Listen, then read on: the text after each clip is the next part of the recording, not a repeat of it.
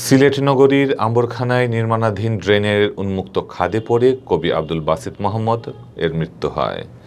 এই মৃত্যুর জন্য দায়ী ব্যক্তিদের চিহ্নিত করে আইনানুগ ব্যবস্থা নেওয়া, নগর উন্নয়ন ও সংস্কার কাজে পর্যাপ্ত নিরাপত্তা বেষ্টনী রাখা এবং নিহত কবির পরিবারকে উপযুক্ত ক্ষতিপূরণ প্রদানের দাবি জানিয়ে সংক্ষুব্ধ নাগরিক বন্ধন কর্মসূচি পালিত হয়েছে। রোববার বিকালে সিলেটের কেন্দ্রীয় শহীদ মিনারের সম্মুখে এ কর্মসূচির আয়োজন করে সংক্ষুব্ধ নাগরিক আন্দোলন। এদিকে একটা গর্তের মধ্যে উনি পড়ে গেছেন, ওনাকে সাথে উঠানো হয়েছে।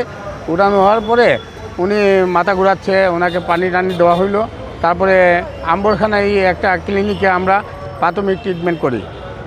পরে রাত্রে 10টা 11টার দিকে ওনার অবস্থা খারাপ দেখে আমরা আল হারামাইন হসপিটালে ভর্তি করি। আল হারামাইন হসপিটাল থেকে রাত্রে 2টা 2:30টার সময় ফোন আসে যে আপনাদের রুগীর অবস্থা ভালো না, আপনারা উসমানীতে রেফার করেন। তো আমরা উসমানীতে নিয়ে যাই।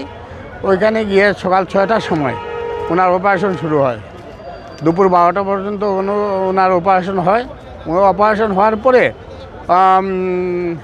ওনাকে আইসিইউতে নেওয়া হয়। সন্ধ্যা 6টার দিকে আইসিইউ থেকে ওনাকে লাইফ সাপোর্টে নেওয়া হয়। লাইফ সাপোর্ট থেকে রাত্রে 3টা 3:30টার দিকে ওনারা বলেন আপনারা রেডি থাকেন মানসিকভাবে যে ওনার অবস্থা ভালো না। তো আমরা সকাল 6টার সময় উনি ইন্তেকাল ফরমান। ইন্তেকালের পরে ওনাকে বাসায় কর্মসূচি পালনকালে বক্তারা বলেন, কবি আব্দুল বাসিত মোহাম্মদের মৃত্যু নিছক দুর্ঘটনা নয়। এই মৃত্যুর জন্য সিলেট সিটি কর্পোরেশন দায়ী।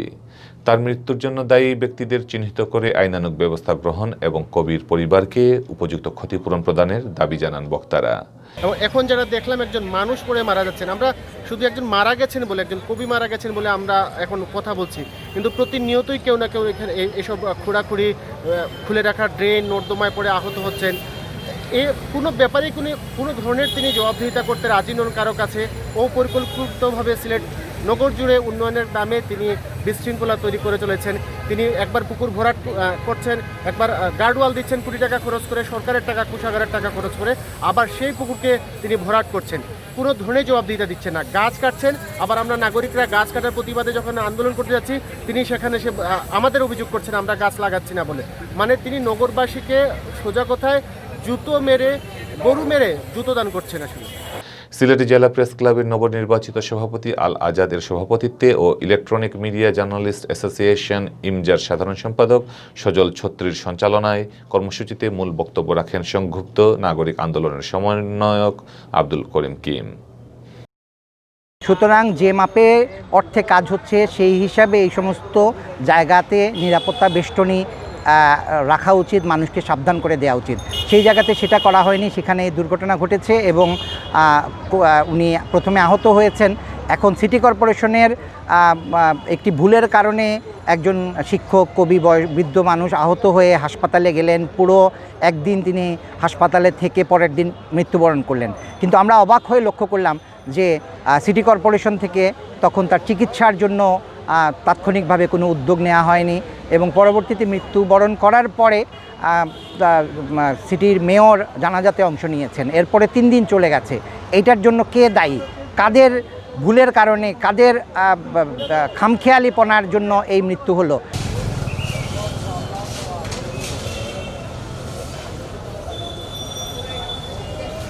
এই সময় আসলে এই ধরনের কর্মকাণ্ড করার কথা না।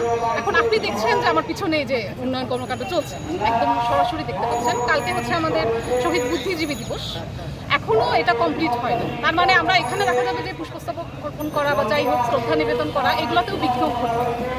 আর এই যে কিছুদিন আগে মারা গেলেন আমাদের কবি আব্দুল বাসিত, উনি স্বজন হারানোর বেদনা আমি কিছুদিন আগে আমার স্বজন হারিয়েছি, এটা আমি খুব ভালো করে বুঝি। তো আমি চাই যে উন্নয়ন কর্মকাণ্ড হোক, কিন্তু আমাদের মানে জীবন বাজি রেখে নয়।